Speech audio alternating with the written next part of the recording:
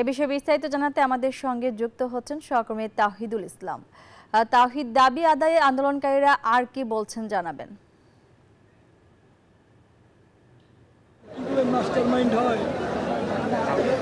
আপনাকে ধন্যবাদ। আপনি জানেন যে গতকাল বেলা 12টা থেকে কিন্তু জগন্নাথ বিশ্ববিদ্যালয়ের শিক্ষার্থীরা 3 দফা দাবি আদায়ে এই কাকরাইল মোড়ে অবস্থান কর্মসূচি করছেন। সেই ধারাবাহিকতায় এখনো পর্যন্ত প্রায় রাত 9:30 বাজে কিন্তু এখনো তারা সেই অনড় অবস্থানে কর্মসূচি চালিয়ে যাচ্ছেন।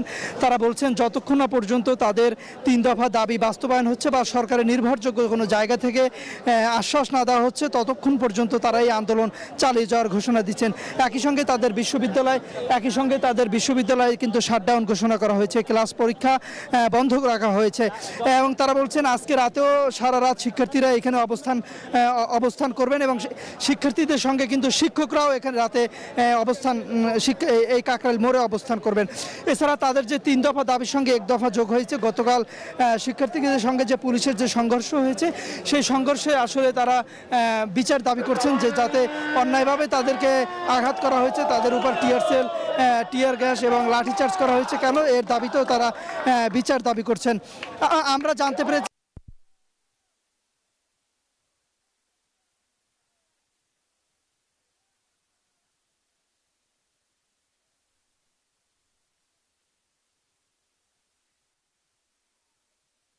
বান্ডেল থাকলে প্রতি সেনমানিতে টাকা বাঁচবে। বিকাশ সেনমানি বান্ডেল কিনে জিতুন প্রতি লেনদেনে। কিংবা তাদের যে বাজেট বৃদ্ধি, শিক্ষার্থীরা বলছেন বা শিক্ষকরা বলছেন যে বিশ্ববিদ্যালয় যেখানে 900 কোটি 1,000 কোটি টাকার বাজেট হয় সেখানে জগন্নাথ বিশ্ববিদ্যালয় বাজেট হয় 110 কোটির মতো। তারা চাচ্ছেন তারা যে 305 কোটি যে বাজেট দিয়েছে সেই বাজেটের যাতে কাজ ছাড়াই 25-26 অর্থ বছরে বাস্তবায়ন করা হয়।